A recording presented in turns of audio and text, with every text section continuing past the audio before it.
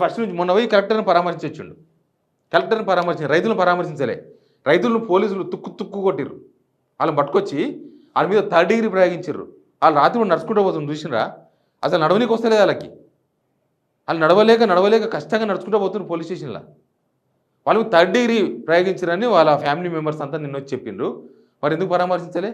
కొండ విశ్వేశ్వరరెడ్డి ఎందుకు పరామర్శించలే అంటే మీకు కలెక్టర్లు వాళ్ళే కావాలి కానీ జనం అవసరం లేదా? వీళ్ళు ఏం మాట్లాడతారు వినండి.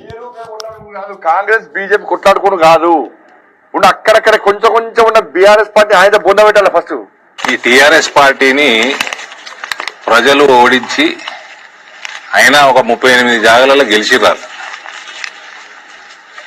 ఇక నామ రూపాలు లేకుండా చేయాలనే ఈ కేటీఆర్ అనేటోడు, ఆయన చేతి కూడా ఉన్నది ఇలా లోపలేయాలి, లోపలేసి బయటకు కూడా రావద్దు అసలు.